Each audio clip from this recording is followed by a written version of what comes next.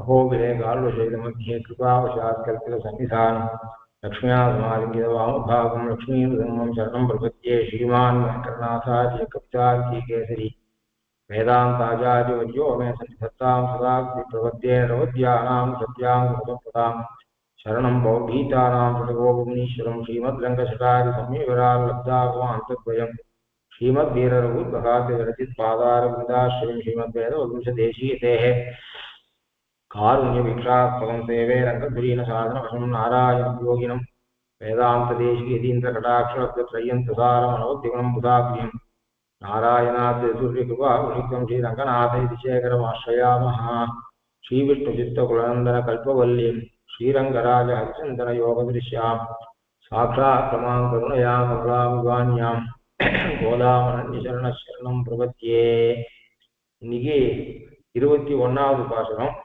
ஏற்ற களங்கள் எதிர்பொங்கி மீதளிப்ப மாற்றாதே பால் சொரியும் வள்ளல் பெரும் பசுக்கள் ஆற்ற படைத்தான் மகனே அறிவுராய் ஊற்றமுடையாய் பெரியாய் உலகினில் தோற்றமாய் நின்ற சுடரே துயிலாய் மாற்றார் உனக்கு வழிதொலைந்து உன் வாசற்கண் ஆற்றாது வந்து உன் அடிமணியுமா போலே போற்றியாம் வந்தோம் உகந்தேரோ ரெம்பாவாய். போன பாசுரத்துல பெருமாளையும் பிராட்டியும் எழுப்பினா 33 வருஷ பாசுரத்துல இப்போ பிராட்டி உணர்ந்தா, நப்பின்ன பிராட்டி உணர்ந்து கதவை திறந்துட்டா. கதவை திறந்து இவா கோஷ்டியில வந்து சேர்ந்துட்டா.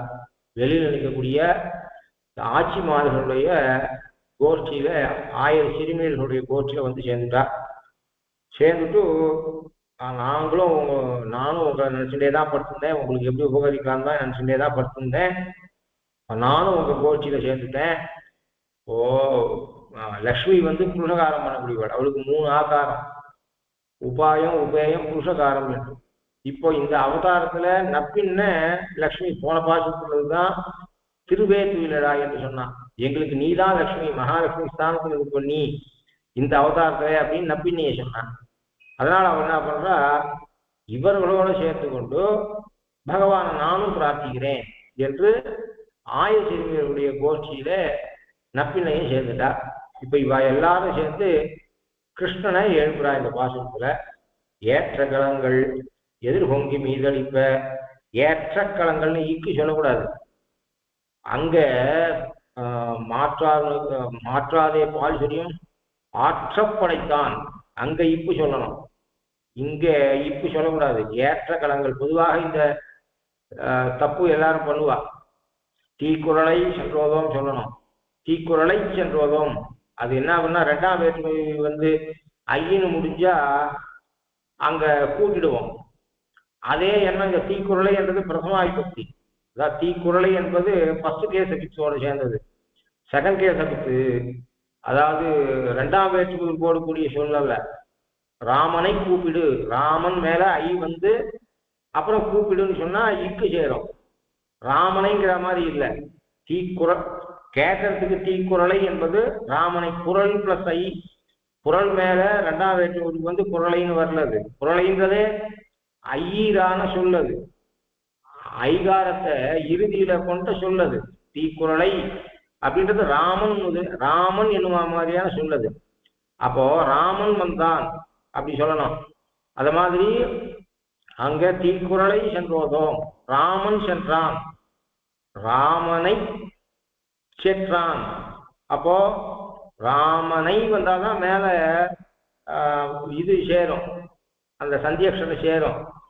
அத மாதிரி இந்த இடத்துலயும் பொதுவா அங்கேயும் ஒரு தப்பு பண்ணுவா. பெரும்பாலான பேர் தீக்குறளை சென்றோதோம்னு இச்சு சேர்த்துருவா. அத மாதிரி அதாவது அந்த தீக்குறளை என்பது வாழை என்பதை போல சொல்லு. வாழ் மேல ஐ வந்து வாழை இல்லை, வாழை வாழை அப்படின்றது எப்படியானா பிரதமாந்தமான சப்தமோ அப்படி தீக்குறளை என்பது பிரதமாந்தமான சப்தம்.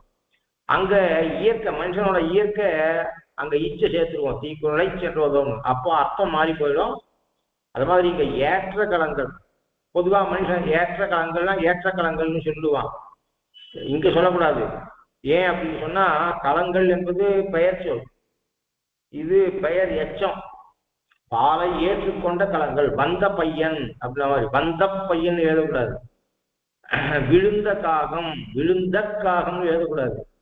அப்போ ஏற்ற களங்கள் அப்படின்னு சொல்லணும். அங்க ஆற்ற படைத்தான், அங்க படைத்தான். அங்க ஆற்றங்கிறது பெயர் எச்சம் இல்லை, அதனால அங்க சேரும் இங்க சேரக்கூடாது, இங்க சேராது. ஏற்ற களங்கள் எதிர்பொங்கி மீதளிப்ப. இப்ப என்ன சொல்றா அப்படின்னா, அவனை ஸ்தோத்திரம் பண்றா நப்பினையோடு சேர்ந்து ஆயர் சிறுமியர் எல்லாரும் சேர்ந்து இப்ப கிருஷ்ணனை ஸ்தோத்திரம் பண்றா. பல விழிச்சொற்கள். அதுல முதல் விழிச்சொல் நந்தகோபனை இட்டு. ஆரம்பத்திலிருந்தே பார்த்தோம்னா நந்தகோபன் குமரன் அத மாதிரியாக அவனையிட்டே குந்து மதகளின் ஓடாத தோல்வழியன் நந்தகோபாலன் மருமகளே நப்பின்னாய். கிருஷ்ணனை கூப்பிடும் போது நந்தகோபனை இட்டு, நப்பினை கூப்பிடும் போது நந்தகோபனை இட்டே கூட்டிட்டு வராய்வா. அம்பரமே தண்ணீரே சோரே அறம் செய்யும் எம்பெருமான் நந்தகோபாலா எழுந்திராய். நந்தகோபனுக்கு நிறைய அடைமொழி. அப்போ அம்பரமே தண்ணீரே சோரே அறம் செய்யும் எம்பெருமான் நந்தகோபாலா, அந்த பாசுரத்துல அவன் அறத்திலே புத்தி உடையவன், அறச்செயல் புரிபவன் என்று அவனுடைய குணத்தை சொன்னார்கள். அது மாதிரி குந்து மதகளிற்றன் ஓடாத தோல் வலியன் நந்தகோபாலன், அவனுடைய வீரத்தை சொன்னார்கள். இந்த இடத்துல அவனுடைய செல்வ செழிப்பை சொல்றார். எனவே ஏற்ற களங்கள் எதிர்பொங்கி மீதளிப்ப மாற்றாதே பால் சொரியும் வல்லல் பெரும் பசுக்கள் ஆற்ற படைத்தான் மகனே. அப்போ நப்பிண்ணையாக இருக்கட்டும் கிருஷ்ணனாக இருக்கட்டும், அவரை வச்சு நந்தகோபனை வச்சு சொல்றார். நாச்சியா திருமொழியும் பல இடங்கள் நந்தகோபன் மகன் என்றும் கொடிய கடிய திருமாலால் என்று நந்தகோபனை இட்டே சொல்ற வழக்கம். ஒரு பெண்ணையும் கூட கல்யாணம் ஆன பிற்பாடு மாமனாரை இட்டு கணவனை இட்டு சொல்லணும், மாமனாரை இட்டு சொல்றதுதான் வழக்கம். அப்புறம் தான் சொல்லணும், பிறந்தாத்தை பத்தி சொல்லணும். இன்னாருடைய பெண் என்பதை திரும்பி சொல்லணும். அவள் கோத்திரம் மாறி போறது, இந்த குடும்பத்தை சேர்ந்தவள் ஆயிட்டா அவள் முதல்ல கணவனை இட்டு சொல்லணும். இந்த சொல்லலாமா? சொல்லலாம், சொன்னா ஒன்றும் தப்பு இல்லை. சர்ம ஸ்லோகம் ஸ்ரீ வைஷ்ணவா சர்ம ஸ்லோகம் எழுதுறதுக்கால ஒரு பெண் விஷயத்துல சர்ம ஸ்லோகம் யாரோ ஒரு பெண் பரம வச்சுட்டா அப்படின்னு சொன்னா, அந்த ஸ்திரீ விஷயத்துல ஆத்துக்கார் ஏற்கனவே பரம வச்சுட்டு இருந்தா இன்னாருடைய மனைவி பரம வச்சா ஆச்சாரியத்தினுடைய யாரும் ஸ்லோகத்தில் எழுதுவா. அவ சுமங்கலியா பரம வச்சுட்டா ஆத்துக்கார் இருக்கேன்னு சொன்னா, இன்னாருடைய மாட்டு பொண்ணு பரம வச்சா அப்படின்னா, எங்க அம்மா சுமங்கலியா பரம வச்சா ஸ்ரீ கோப சூரே ஸ்முஷா என்று கோபால தேசிகாச்சாரிய மாட்டு பொண்ணு பரம வச்சால் ஆச்சாரியத்தினுடைய இறஞ்சால் தான் ஸ்லோகத்தில் எழுதுறான். அது மாதிரி ஒரு பெண்ணோ ஆணோ இந்த குடும்பத்தை விட்டு அவளை விவகரிக்கிறதுன்றது முக்கியம். அதுதான் பண்ணணும். விராட்டி கூட சொல்லும் பொழுது ஸ்முஷா தசரதசியாகும், தசரதனை விட பன்மடங்கு உயர்ந்தவன் ஜனகன். பெருமாள் கீதையில மாமனாரை சொல்லியிருக்க, அதாவது கர்மயோகம் ஞான யோகத்துக்கு அதிகாரியாக இருந்தும் கூட ஜனகன் கர்மயோகத்தினாலேயே லோக சங்கிரகம் ஏற்படப்படாது என்பதற்காக கர்மயோகத்தினாலேயே ஆத்மாவலோகனத்தை பெற்றார் என்று சொல்ற இடத்துல ஆஸ்திதா ஜனகாதயா என்று கிருஷ்ணன் பூர்வ அவதாரமான ராமாவதாரத்தில் தன் மாமனார சொல்றார். தசரதனை பேச்சு கீதையில ஜனகனை பத்தி பேச்சு இருக்கு, கீதையில தசரதனை பத்தி பேச்சு இல்லை. தசரதனோட உயர்ந்தவன் ஜனகன்றதுல சந்தேகம் இல்லை. அப்படி இருந்தும் கூட நான் ஜனகனோட பொண்ணு தசரதனாத்துல வாக்கப்பட்டவள் அப்படின்னு சொல்லல சீதை. ஸ்முஷா தசரதசியாகம், நான் தசரதனுடைய மாட்டு பொண்ணுன்னு சொல்லிக்கிறார். அது வழக்கம் அப்படின்றதுனால அப்படி இந்த இடத்துலையும் அவனுக்கு கிருஷ்ணனை சொல்லும் பொழுது நந்தகோபனை இட்டு சொல்றான். அவன் நந்தகோபன் எப்படிப்பட்ட செல்வ செழிப்பு மிக்கவன் என்று சொன்னால், ஏற்ற களங்கள் எதிர்வங்கி மீதளிப்ப மாற்றாதே பால் சொரியும் வல்லல் பெரும் பசுக்களாற்ற படைத்தான் மகனே. ஆற்ற படைத்தான், படைத்தன்னா படைக்கிறது அப்படின்னா கிரியேட் பண்றது, உண்டாக்குறது. இறைவன் உலகை படைத்தான், உந்தி மேல் நான் முகனை படைத்தான் ரங்கன். ரங்கன் யாருன்னா உந்தியில தாமரையை படைச்சவன் அப்படிலாம் ஆழ்வார் பாசனம் இருந்தால அந்த படைத்தல் இல்லை. படைத்தல் என்கிற தமிழ் சொல்லுக்கு பெற்றிருத்தல் என்கிற அர்த்தமும் உண்டு. ஆகையினாலே ஆற்ற படைத்தான், அதிகம் பெற்றிருப்பவன் என்று அர்த்தம். அப்படிப்பட்டவன் இவன் எப்படிப்பட்டவன் என்று சொன்னால், ஏற்ற களங்கள் எதிர்பொங்கி மீதளிப்ப மாற்றாதே பால் சொரியும் வள்ளல் பெரும் பசுக்கள் ஆற்றப் படைத்தான் மகனே அறிவுராய். இந்த விழிச்சொல்லால என்ன சொல்றான்னா, நீ நித்திய சூரிகள் கோட்சியில இருக்கிறவன், சாட்சாத் நாராயணன் பரவாசுதேவன், நித்திய சூரிகளுடைய ஓலக்கத்திலே இருக்க வேண்டியவன். அப்படிப்பட்டவன் இங்க நந்தகோபனுக்கு பிள்ளையாக இருந்தது. உலகத்துல எத்தனை மனுஷா இருக்கா? ஓ, லோகத்துல அத்தனை மனுஷன் இருந்தாலும் ஜனகனுக்கு தான் பாக்கியம் சீத்தை பிறந்தா. அது மாதிரி உலகத்துல எத்தனை புருஷர்கள் இருக்கா, தம்பதிகள் இருக்கா, நந்தகோபனுக்கு பாக்கியம் நீ பிள்ளையாக வந்து பிறந்தது எதுக்காக? தன்னுடைய நீர்மையை காமிச்சு எல்லோருடைய கலந்து பழகி எல்லோருக்கும் முகம் கொடுத்து கைங்கரிக்க பிரதிசம்பந்தி ஆக்கிக்கிறதுக்கு தானே வந்த. இங்க வந்துட்டு தூங்கிட்டு இருக்கிறதுக்கா வந்த? ஓ, எவனோ ஒருத்தன் ஒர்க் ஸ்ட்ரெஸ் அப்படின்றான், எதையோ ஒரு ஊருக்கு போயிட்டு வரேன் 4 நாள் வீக்கெண்ட் இருக்கிறான். ஊட்டிக்கு போனா பாத்ரூம்ல குளிச்சுட்டு செவுத்து பார்த்துல உட்காந்துருக்கலாம் ஹோட்டல்ல. அவன் போனது ஸ்ரீரங்கம்னு சொன்னா விட்டு, ஸ்ரீரங்கத்துக்கு போனா காவேரியில தீர்த்தாமணும், ரங்கநாயகியை சேவிக்கணும், ரங்கனை சேவிக்கணும், பாஷிகாரை சேவிக்கணும், அந்த கோவிலை காத்தால ஒரு தடவை பிரதட்சணம் பண்ணணும், சாயங்காலம் ஒரு பிரதட்சணம் பண்ணணும். அதுக்கு ஸ்ரீரங்கத்துல போய் காவேரியில குளிக்காத பாத்ரூம்ல குளிச்சுட்டு செவுத்து பாத்ரூம் உட்காண்டா என்ன பிரயோஜனம்? ஊட்டிக்கு போற மாதிரி ஸ்ரீரங்கத்துக்கு போகக்கூடாது அப்படின்னு சொல்ற மாதிரி, நீ இங்க எதுக்கு வந்த? இங்க வந்தா அவருக்கு நீ வெறுமை இருக்கக்கூடாது. அங்க பரவாசேவனா இருக்கும்போது நீ வாட்டுக்கு உட்காந்து யார் வேணாலும் ஆதிசேஷ பரிங்கல உட்காந்து அவாவா சாமகானம் அவ பாட்டுக்கு பாடிட்டு இருக்கோம். இங்க வந்தா அவருக்கும் இல்லை, என்னோட கலக்கிறதுக்கு வந்துட்டு இங்க 2 போர்வையை போத்துட்டு மூடிட்டு படுத்துட்டு இருந்தா தூங்கிட்டு இருந்தா என்ன அர்த்தம்னு சொல்ற.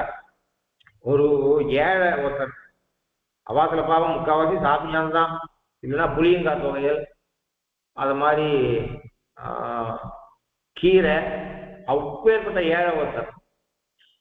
அவர் வந்து திருவள்ளூருக்கு பாராயணத்துக்கு வந்தார். அவர் பிள்ளையும் அத்தியனம் பண்ணி வச்சிருந்தார். அவனுக்கு 4 காண்டு ஆயிருக்குது. அவனும் வந்தான் பாவம் பாராயணத்துக்கு. ததியாராக நடக்கிறது உட்காந்து இருந்தார். பிள்ளை எதிர்பக்கம் உட்காந்துருக்கான்.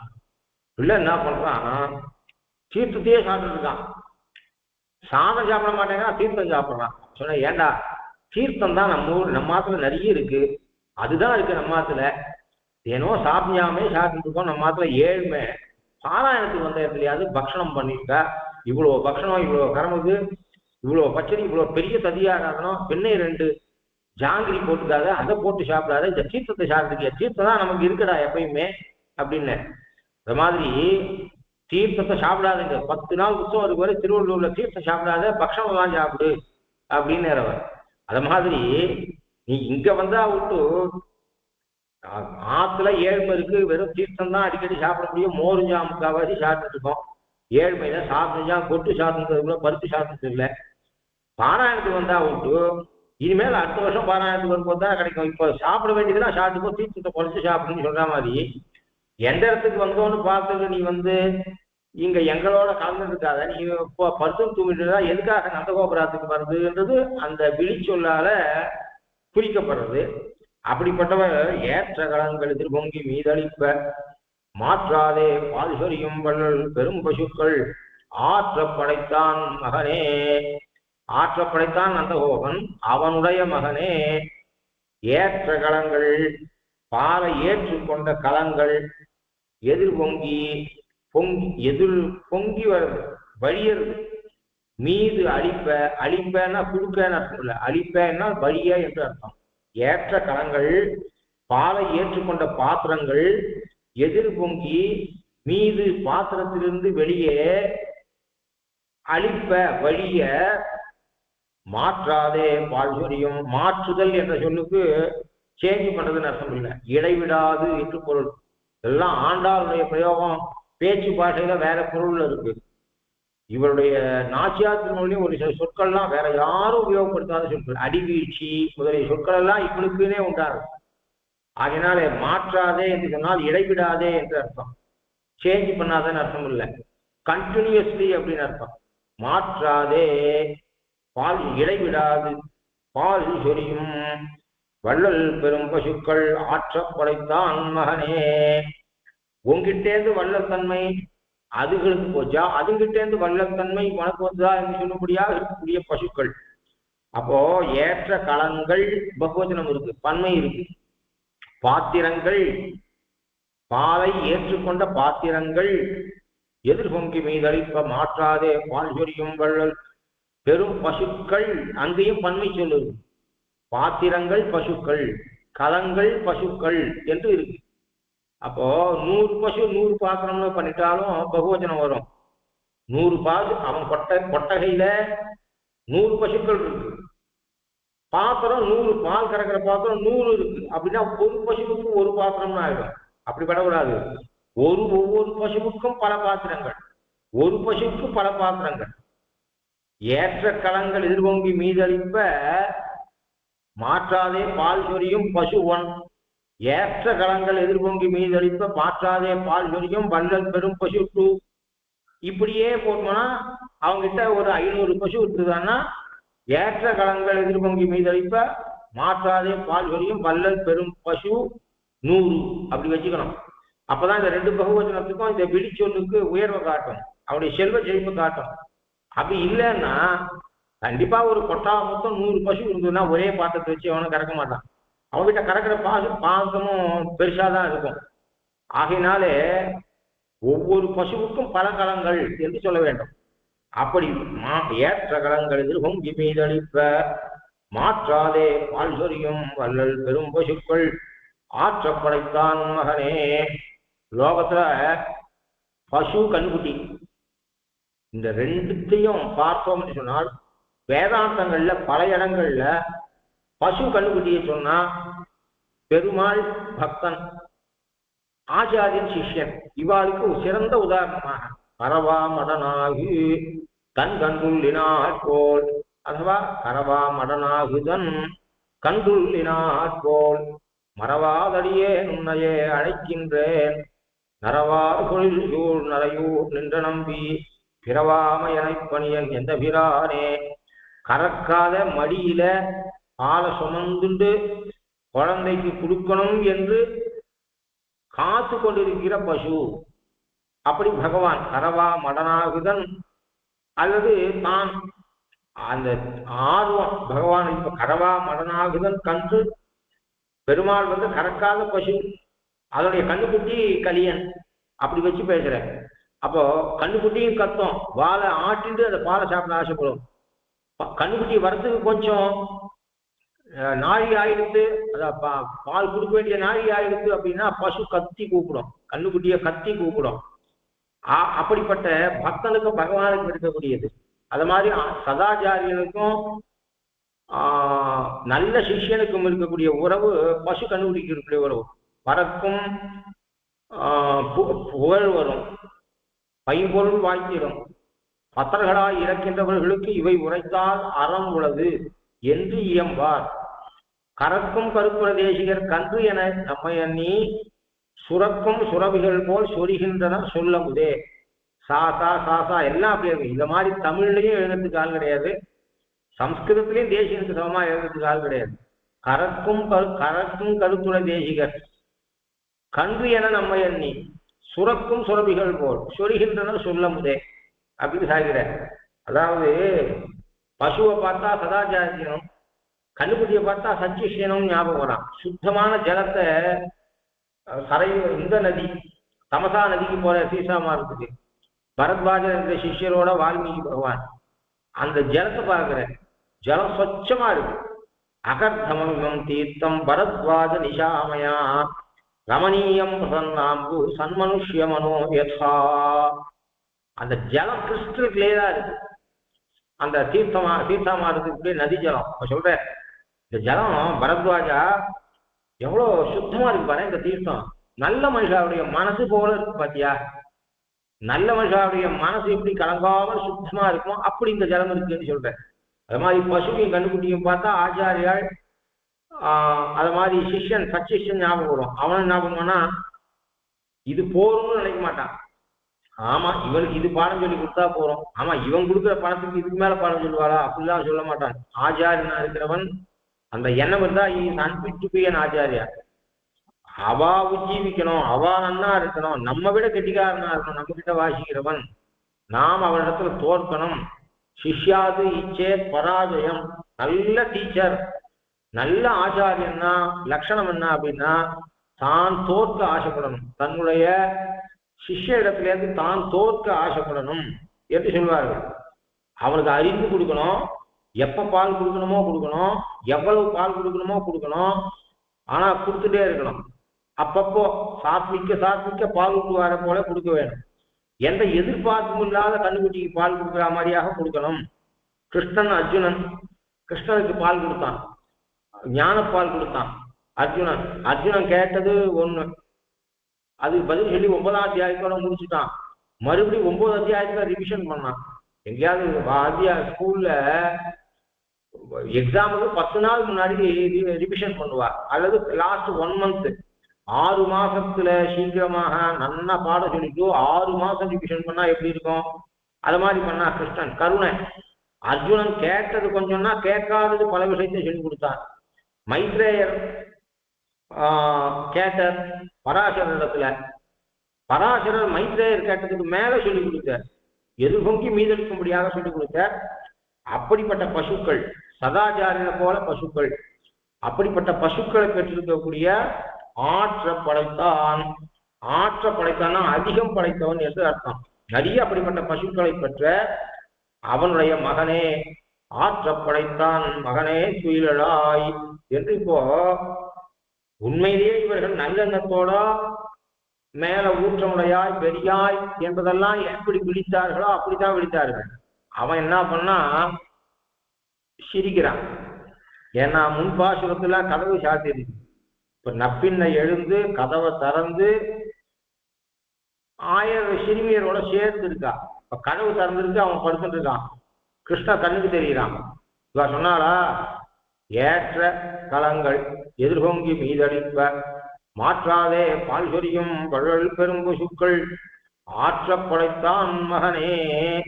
தூங்குறவாறு எழுப்பிடலாம், மூச்சுட்டு இருக்கான், அவன் கண்ணை மூடிட்டு இருக்கான். ஆனாலும் என்ன ஆயிடுச்சுன்னா, இவ போட்ட உடனே அவனை மீறி உதட்ட பல்லால கடிக்க பார்க்கிறான் அவன் கிருஷ்ணன். ஆனா அவனை மீறி நம்பிட்டு சிரிச்சுட்டான். விழி சொல்ல கேட்ட உடனே அவன் கொஞ்சம் சிரிச்சுட்டான். இவன் ஏன் சிரிச்சான், நாம நன்னாதான ஸ்தோத்திரம் பண்ணிருக்கோம். ஏற்ற களங்கள் எதிர்கொங்கி மீதளிப்ப மாற்றாதே பால் சொரியும் வள்ளல் பெரும் பசுக்கள் ஆற்ற படைத்தான் மகனே என்று நன்னாதானே விழிச்சிருக்கோம். இவன் என்னத்துக்கு சிரிக்கிறான், கண்ணை திறக்க மாட்டாங்கன்னா வாய் மட்டும் சிரிச்சுது. அது கப்புன்னு அந்த சிரிப்பை அடக்கிட்டான் கிருஷ்ணன். அப்ப இவன் நினைக்கிறா, ஓஹோ கிருஷ்ணன் என்ன எண்ணத்தால இது சிரிக்கிறான், ஏன் சிரிச்சான் கிருஷ்ணன் அப்படின்றத இவர்கள் ஊகிக்கிறார்கள். என்ன ஊகிக்கிறான்னா, ஒருத்தர் பேசுறா, என்னடி எது கண்ணை திறந்து பார்ப்பானா, கண்ணை திறந்து பார்க்கல, இன்னும் சிரிச்சான். நாம ஆற்ற படைத்தான் மகனேன்னு விழி சொல்ல நாம உச்சரிச்சு முடிச்ச உடனே நம்ம கொஞ்சம் சிரிச்சான். கப்புனு சிரிப்பு வேற அடைக்கிட்டு தான் முடிச்சுட்டு இருக்கான்னு தெரியுது. முழிப்புல எப்படி தூங்கிடலான்னா எப்படி சிரிப்பான் அப்படின்னு நான் ஒருத்தர் பேசி தீர்மானத்துக்கு வந்தா. பாத்தியா, நாம ஸ்தோத்திரம் பண்ணி வெளிச்சல் சொன்னா அதை இவன் வேற மாதிரியே எடுத்துட்டான் போல இருக்கு. என்னன்னா கிருஷ்ண மனசுல என்ன இருக்குன்னா, ஒரு குயவன் வீட்டுக்கு போனா என்ன இருக்கும், எங்க பார்த்தாலும் பானை அடிக்கும். ஒரு பக்கம் சூளை இருக்கும், சூளையில பானை சுட்டு இருக்கும், புகை வந்துட்டு இருக்கும்.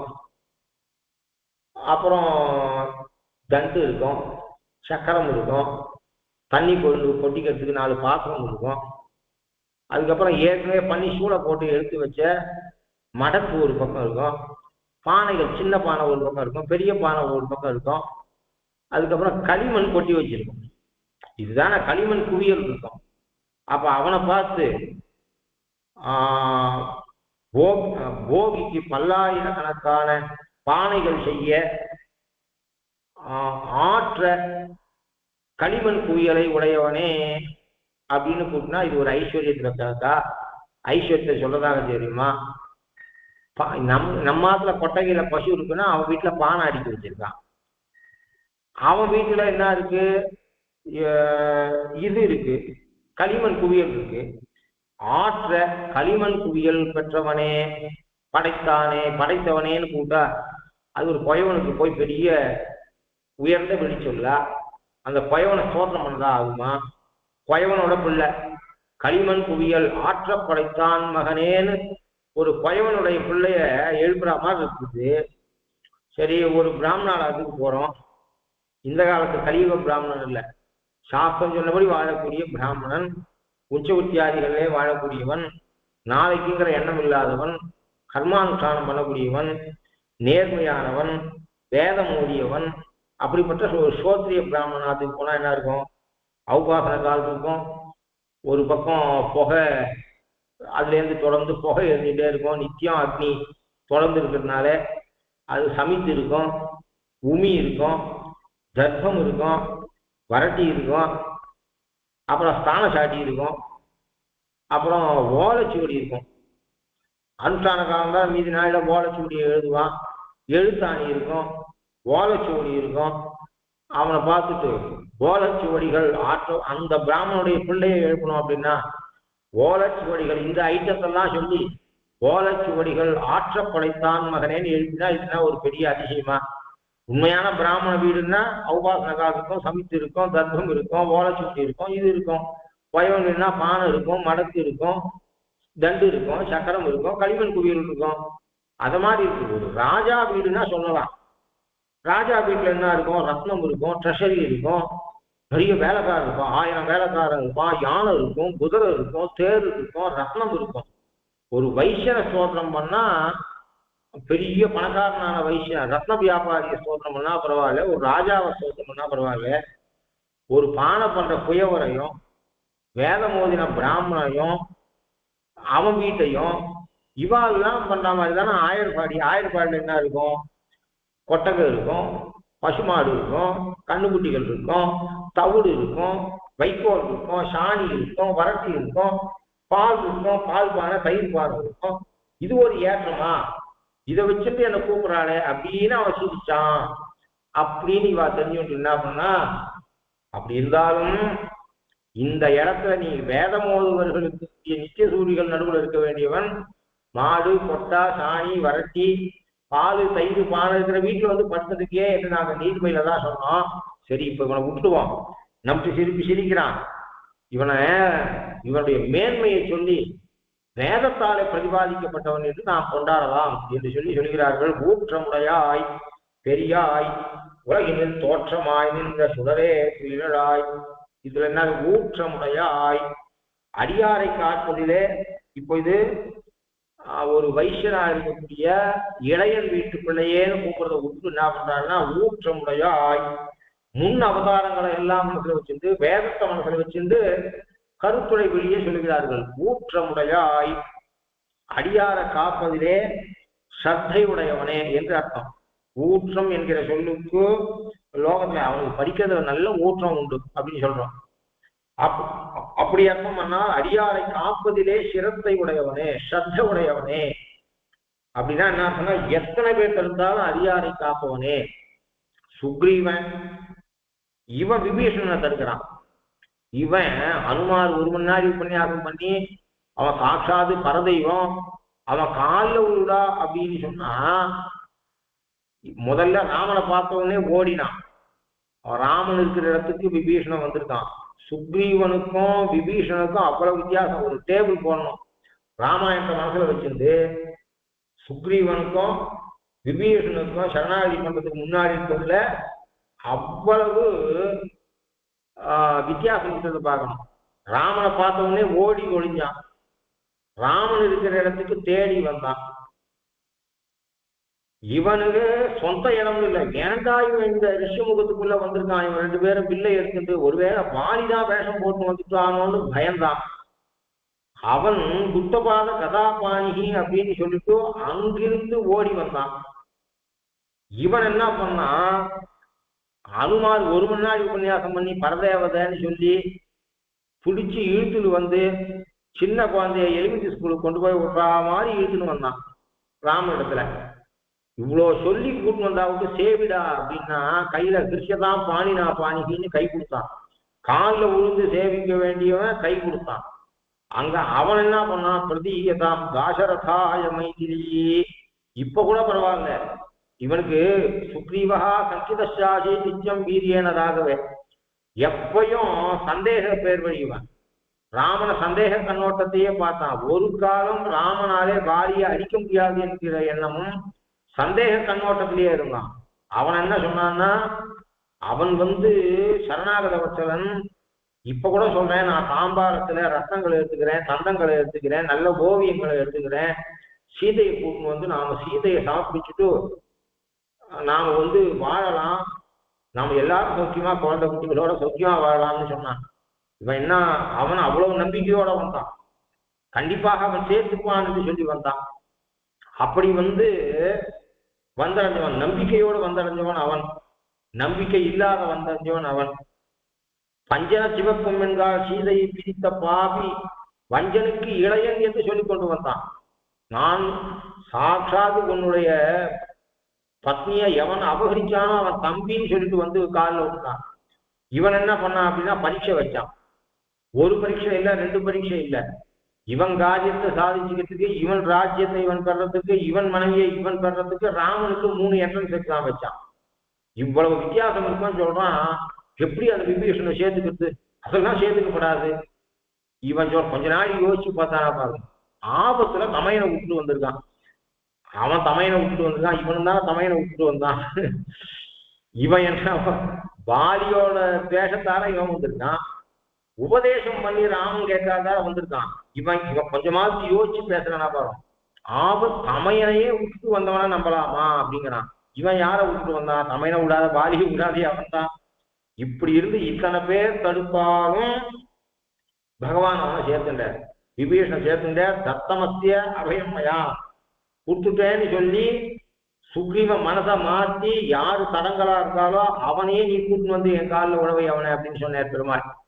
அது மாதிரி தண்டகாரண்யத்துல ரிஷிகள் எல்லாம் சரணாகதி பண்ண போது பிராட்டி பிராட்டிக்கு தெரிஞ்சிருந்தாலும் கூட சிக்ஷைகளை நினைவுறுத்துகிறேன்ற மாதிரி அவன் சொன்னான். சுமாரையே நத்து சிக்ஷையே அப்படின்னு சொன்னான். அப்ப பிராட்டி கிட்ட சொன்னான், அப்பியகம் ஜீவிதம் விஷயாம் பாம்பா சீதே சலக்ஷ்மணாம் அஹி பிரதிஜாம் சம்சுத்திய பிராமணேபியோ விசேஷதா. என் பிராணனை விடுவேன், என்னுடைய வெளி பிராணையாக இருக்கக்கூடிய ஒன்னை விடுவேன். ஒன்னை மட்டும் இல்ல, லக்ஷ்மணோடு கூட ஒன்னை விடுவேன். தன்னைத்தான் காத்து கொள்ள முடியாதவர்களாக, சாஃப்ட் டார்கெட்டா இருக்கிற பலமில்லாதவர்களாக இருக்கக்கூடிய, பொதுவாகவே நான் சொன்ன வார்த்தையை மீற மாட்டேன், அதுவும் பலம் இல்லாமல் தன்னைத்தான் காப்பாற்றிக் கொள்வதற்கு சக்தி இல்லாம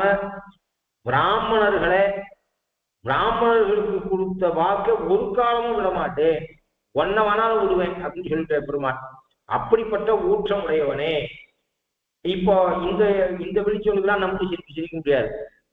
கிருஷ்ணன் ஓஹோ அண்ணா பேசுறா, இன்னொன்னு ஊற்றம்ன்ற சப்தம் போட்டிருக்காரு. ஊற்றம்ன்ற சொல்லுக்கு திண்மை என்று ஒரு அர்த்தம். திண்மை அப்படின்னு சொன்னா திருட பிரமாணம், ஊற்றம் உடையவனே, திண்மையான பிரமாணத்தை உடையவனே, திருட பிரமாண சித்தனே, வேத பிரதிபாத்தனே என்று ஒரு அர்த்தம்.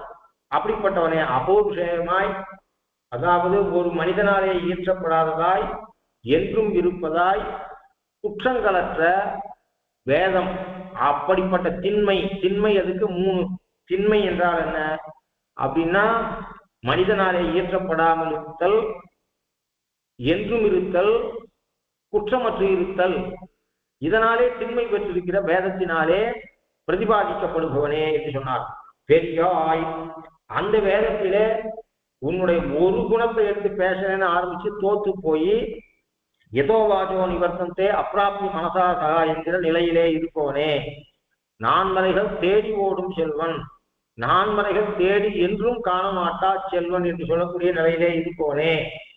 அதுமா அப்படிப்பட்ட நீ, திருடப்பிரமாண சித்தனான நீ, அடியாரை காப்பதிலே தன் உயிரையும் மகாலட்சுமியையும் விட அடியாரை காப்பதிலே ஊற்றம் கொண்ட நீ இங்கு எங்களோட கலக்கத்துக்கு தானே வந்திருக்க என்பதை உலகினில் தோற்றமாய், உலகினில் இந்த நீராகத்திலே தோற்றமாய் நின்ற சுடரே. தோற்றம் அதாவது பிறக்கிற நீ ஆக்சுவலா தோன்றி இருக்கிற. நாங்கள் நீர்மையினாலே பிறந்தவாறும் வளர்ந்தவாறும் என்று சொல்கிறோம். உண்மையிலேயே நீ தோன்றினாய். தேவகி பூர்வ சந்தியா, தேவகி என்கிற பூர்வ சந்தையிலே தோன்றிய சூரியன், கிழக்குக்கும் சூரியனுக்கும் சம்மதம் இல்லை, ஆனா கிழக்குல சூரியன் உதிச்சது என்று சொல்கிறோம். அப்படி தேவகி என்கிற கிழக்கு கிழக்கு திசையை, தேவகிய கிழக்கு திசை என்று வைத்துக் கொண்டால் அந்த கிழக்கு திசையிலே சூரியன் தோன்றா மாதிரி தேவகிக்கு பிள்ளையாக வந்தவனே என்று ரிஷிகள் சொன்னார்கள். அப்போ கிழக்கு என்கிற கிழக்குக்கும் சூரிய உதயத்துக்கும் எந்த சம்பந்தமும் இல்லை. கிழக்குன்றது திசைனா என்ன, நமக்கு இருக்கிற ரெஃபரன்ஸா வச்சு சொல்லணும். திசைன்னு ஒரு இடம் கிடையாது, அது ஒரு வித் ரெஃபரன்ஸ் டு அது ஒரு ஸ்பேஸ், அவ்வளவுதான். உண்மையிலேயே மேஜ மேல கிருஷ்ணன் உட்காந்துருக்கான் அப்படிங்கிற மாதிரி கிழக்குன்னு ஒரு பதார்த்தம் இருக்கு, அந்த பதார்த்தத்துக்கு மேல அவன் இல்லை. அப்படிப்பட்டவனே என்று அர்த்தம், தோன்றினான்னு சொன்னான். சவுஷேயான் பவதி ஜாயமானா வேதம் சொல்றது. சயேவ ஊங்கிறது வேதத்துல ஏவா அவதாரணம், ஏகாரம். சவு ஷேயான் பவதி, சஹா ஷேயானேவ பவதி, சஹா ஷேயான் பவத்யேவா. ஏகாரத்தை அட்ஜெக்டிவோட சேர்க்கலாம், நவுனோட சேர்க்கலாம், வர்க்கோட சேர்க்கலாம். இந்த இடத்துல மூணுத்துலயுமே சேர்க்கிற மாதிரி அந்த வேத வாக்கியம். அவனே பிறக்க ஒழுகிறான். அவன் அப்படின்னா மற்றவாள்லாம் நாமெல்லாம் பிறக்க ஒளி குன்றது நமக்கெல்லாம். ஏன்னா ஒரு ஜென்மம் எடுத்தா அதுல 10 தப்பு பண்ணுவோம், நல்லது பண்ணுவோம்னு சொல்ல முடியாது. வரசம்பளம் பண்ணிக்காத மொத்த பேர் என்ன பண்ணுவா, பொதுவா ஏதாவது பண்ணி மேல் ஜென்மத்தை கெட்ட ஜென்மத்தை வர வச்சுட்டு தான் காரியம் பார்க்கறா. பிறக்க நாம் நம்முடைய ஒளி குன்றுகிறது, பிறக்க அவனுடைய ஒளி அதிகமாகிறது. அவன் பிறப்பதனாலே அவன் ஒளி அதிகமாகிறது. வைகுண்டத்துல இருந்தா அவனுக்கு பெருமை கிடையாது, பிறப்பதனாலேயே அவனுக்கு புகழ் அதிகமாகிறது. புகழ் அவசியம் அதிகமாகிறது அப்படின்னா என்ன அர்த்தம்னா நிச்சயமா நடக்கிறது அப்படின்னு அர்த்தம்.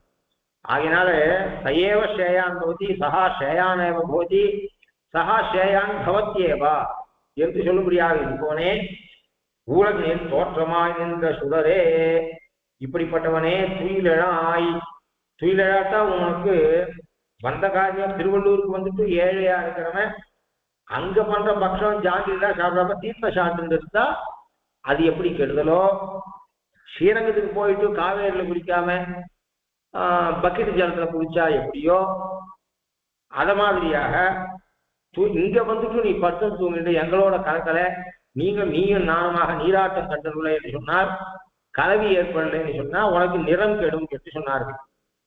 ஓஹோப்பா, இவன் நினைச்சான், ஓஹோ இந்த மாடு கொட்டாவெல்லாம் சொன்னா நம்ம சிரிச்சோன்னுட்டு, வேத பிரதிபாத்தியனே, பக்தர்களை காப்பாதுல ஊற்றமுடையவனே, சொல்லுக்கு அப்பாற்பட்டவனே, இப்படி எல்லாம் இங்க வந்து தோன்றியவனே, பிறக்க ஒளிர்பவனே, என்னன்னோ சொல்லியிருக்காய்வா. ஆனா அவன் என்ன பண்ணா, இப்பயும் கொஞ்சம் சிரிச்சான். என்ன சிரிச்சான் அப்படின்னு சொன்னா, எத்தனா காக்கா பிடிக்கிறாள் அப்பா, ஃபர்ஸ்டாக நம்ம இப்ப சந்தோஷத்துல சிரிக்கிறான் அவன். நம்ம மனசை எப்படி தெரிஞ்சு வச்சுருக்கா பாருங்கோ 1000 சிறுமிகள். நாம சிரிச்சா நம்ம இங்கீதத்துக்கு அர்த்தம் கண்டுபிடிக்கிறாளேவா அப்படின்னு சொன்ன உடனே அவ சொன்னா, காக்கா ஐஸ் கட்டி வார்த்தையில ஐஸை வச்சு அடிக்கிற மாதிரி அடிக்கிறா. இப்போ அந்த 1000 சிறுமிகள் இப்ப அவன் சந்தோஷத்துல சிரிக்கிறான். நாம முதல்ல எதுக்கு சிரிச்சோன்னு கண்டுபிடிச்சு விழிச்சொல்ல மாத்தி வா இப்படி பேசிட்டாளே அப்படின்னு இப்ப சிரிக்கிறான். இப்ப சிரிச்ச உடனே அவ சொல்றா, மாற்றார் உனக்கு வழிகுறைந்தும் வாசற்கண் ஆற்றாது வந்தும் அடிபணியுமா போலே போற்றியாம் வந்தோம். மாற்றார்கள் உனக்கு சத்துருக்களாக இருந்தவர்கள் அந்த சாத்திரவத்தை விட்டு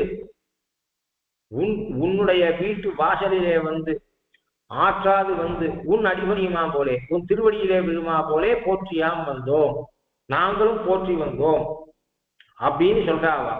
அப்படின்னா என்ன அர்த்தம்னா, படுகாடு கிடக்கிறார்கள் எதிரிகள், தன் மனம் மாறி தோற்று போய் உன்னிடத்திலே தோற்று போய் இங்கு வந்து படுகாடு கிடக்கிறார்கள், உன் வீட்டு வாசல படுகாடு கிடக்கிறார்கள். அத மாதிரி நாங்க வந்து கொடுத்துருக்கோம். பூர்வ அவதாரத்துல இப்ப யாரும் இல்லையே, நீங்க தான் இருக்குங்கோ. எங்காத்து வாசல்ல, நந்தகோபுராத்து வாசல்ல எங்க எதிரிகள்லாம் வந்து எங்க வந்திருக்கா, தோத்து போய் எங்க வந்து எங்காத்து வாசல்ல நிக்கிறா அப்படின்னு அவன் சொன்ன. உன்னுடைய பூர்வ அவதாரங்களை வச்சு சொல்றோம். உன் வீட்டு வாசல்ல இப்ப என்ன பண்ணுவான், எவனோ ஒருத்தங்கிட்ட டொனேஷன் வாங்க போகணும். அப்ப போகும்போது என்ன சொல்லுவா, இந்த ஊருக்கு இந்த ஊர் வரவையில பார்த்தோம், லைப்ரரியில பார்த்தா லைப்ரரியில அந்த கட்டடம் கட்டுறதுக்கு நீங்க டொனேஷன் கொடுத்துங்கோன்னு சொல்லி அதுல உங்க பேர் இருக்கு. அப்புறம் ஸ்கூல்ல போனா அதுல உங்க பேர் இருக்கு. அதுக்கப்புறம் இந்த ஊர் கோவிலுக்கு போனா அந்த கோவில் கோபுரம் கட்டுறதுக்கு நீங்க பணம் கொடுத்தங்கோ அப்படின்னு இருக்கு. நித்யாராதனை கட்டிருக்கா பணம் கட்டிருக்கால பார்த்தா அவங்க பேர் இருக்கு. அப்படின்னு சொல்லிட்டு என்ன பண்ணுவான்னா எங்க ஊர்ல கோவில் கட்டுறோம் அப்படின்னு பத்திரிகை கொடுப்பான். அப்ப என்ன பண்ணலாம், முன்னாடி ஹிஸ்டரி எல்லாம் சொன்னது லைப்ரரி கட்டிருக்கோ, ஸ்கூல் கட்டிருக்கோ, கோவிலுக்கு நித்யாராதனத்துக்கு பணம் கட்டிருக்கோம்லாம் சொன்னது என்னன்னா எனக்கு எங்க ஊர் கோவிலுக்கும் பணம் கொடுங்கோன்னு பத்திரிகையை கொடுக்கறது. அது மாதிரி இவன் என்ன பண்றன்னா இப்ப எங்காத்து வாசல்ல யார் இருக்கா, மாற்றார் வழி தொலைந்து எங்காத்து வாசல்ல வந்து படுகாடு கிடக்கிறத நீங்க எங்க பார்த்துருக்கோம், யார் இருக்கா அப்படின்னா இப்ப இல்ல, ராமாதி அவதாரங்கள்ல அப்படி இருந்தா மாதிரி நாங்கள் வந்திருக்கிறோம் அப்படின்னா உண்மையில பல பேர் வந்து அப்படி ஒன்ன அடைஞ்சிருக்கார்கள். அதுல பாக்கியம் இல்லாதவன் ராவணன் தான். காக்காசுரன் முதலியவர்கள் கூட என்ன பண்ணா ஊரெல்லாம் சுத்தி பார்த்துட்டு முடியாம ராமன் காலில் வந்து விழுந்துட்டான். எதிரிகள் தோற்று படுகாடு உன் வீட்டு வாசலிலே வந்து உன் திருவடியிலே படுகாடு கிடப்பது போலே நாங்கள் வந்திருக்கிறோம். ஆனா அதுல பாக்கியம் இல்லாத விவேகி இல்லாதவன் ராவணன். நாங்கள் காக்காசுரன் போல வந்திருக்கோம். அம்பு அங்க காக்காசுரன் அம்பு துரத்த வந்தான், நாங்கள் உன்னுடைய அழகு துரத்த வந்திருக்கிறோம், உன்னுடைய குணம் துரத்த வந்திருக்கிறோம். நாங்கள் ராவணனை போல வரல, மற்றவர்களை போல வந்தோம். விவேகம் இல்லாதவன் ராவணன். காக்காசுரனுக்கு இருந்த விவேகம் கூட ராவணனுக்கு இல்லை. பெருமாள் இன்று போய் நாளை வான்னு சொன்னார், கம்பெனி இன்று போய் நாளை வான்னு சொன்னான். ஆனா அங்க நாளை என்கிற சப்தத்துக்கு நாளைக்குனே அர்த்தம் இல்லை. ஏன்னா அங்க மூலத்துல வால்மீகி ராமாயணத்துல ஆஸ்வாசிய நிதியாகி ரசீச்சதன்வி என்றுதான் இருக்கு. ஆஸ்வாசம் பண்ணி கொண்டு வா, தேரெல்லாம் உடைஞ்சிருக்கு, தனுஷ் எல்லாம் உடஞ்சு போச்சு, எல்லாம் உடஞ்சு போச்சு, கோவனை எக்ஸிட் பண்ணிக்கோ, அப்புறம் எப்ப வரையோ வான்னு சொன்னான். ஏன்னா மனசு மாறட்டும், நீ நாளைக்கு காத்தால வா, 24 hours டைம் அப்படிலாம் கொடுக்கல ராமன். நாளை இவன் நாளை என்று சொல்றதுக்கு ஏண்டா பணத்தெல்லாம் பசங்களுக்கே செலவு பண்ணிட்டா இந்த காலத்துல யாரு சோறு போடுவான்னு என்ன இருக்கு, வர மாட்டு பொண்ணு எப்படி வராளோ, நமக்குன்னு ஒரு 50 லட்சம் வச்சுக்கணும். இல்ல நாளைக்கு என்ன பண்றதுன்னா என்ன அர்த்தம், நாளைக்குன்னு அர்த்தம் இல்ல, ரிட்டையர்ட் லைஃப் நம்ம வயதான காலத்துக்குன்னு அர்த்தம் நாளை என்கிற சொல். கம்பராமாயணத்துல நாளை என்கிற சொல்லுக்கு நாளைக்குன்னு அர்த்தம் இல்லை. ஏன்னா முதல் நூலோட சேர்த்து பார்க்கணும். அப்படி இருந்தும் அவன் ஒத்தந்தான் அவிவேகி. அவன் என்ன பண்ணிருக்கணும், இன்னைக்கு போய் நாளைக்கு வான்னு சொன்ன உடனே ராமன் காலில் விழுந்துட்டு கோழிப்பால போங்கோ, அசோகவனத்திலிருந்து சீதையை கூட்டின்னு வாங்கோ அப்படின்னு ராமன் கிட்ட ஒப்படைச்சிட்டு, ஆற்றாது வந்து உன் அடிபடியுமா போலே, மாற்றார் வழி தொலைந்து உன் வாசக்கன் ஆற்றாது வந்து அடிபடியுமா போலே அவன் இருந்திருக்கணும். ஆனா அவன் இல்ல, பாக்கியம் இல்லை அவனுக்கு. ஆகினாலே நாங்கள் அப்படி இல்லை. எதிரிகள் மனசு மாறி அம்புக்கு பயந்து உன் வீட்டு வாசலுக்கு வந்து படுகாடு கிடப்பவர்கள். நாங்கள் உன்னுடைய அழகுக்கு தோற்று உன்னுடைய கல்யாண குணங்களுக்கு தோற்று வந்திருக்கோம். அவர்கள் எப்படியானா உன் வீட்டு வாசலை விட்டு போக மாட்டார்களோ அப்படி நாங்களும் போக மாட்டோம். நீ எழுந்துக்கலைன்னா இங்கேயே தான் இருப்போம், நாங்கள் திரும்பி போகவே மாட்டோம். அதனால அவர்கள் தோற்று வந்தார்கள், நாங்கள் போற்றி வந்தோம். இது ஒரு வித்தியாசம். காகாசுராதிகள் மற்றவர்கள்லாம் எதிரம்பு கோத்து முடியாம போய் ஆற்றாது வந்து அடிபணிந்தார்கள். ஒத்துமை இருக்கு, ஆனா ஒத்துமையில வித்தியாசம் இருக்கு. ஆற்றாது வந்து அடிபணிந்தவர்கள் அவர்கள், போற்றி வந்து அடிபணிந்தவர்கள் நாங்கள்.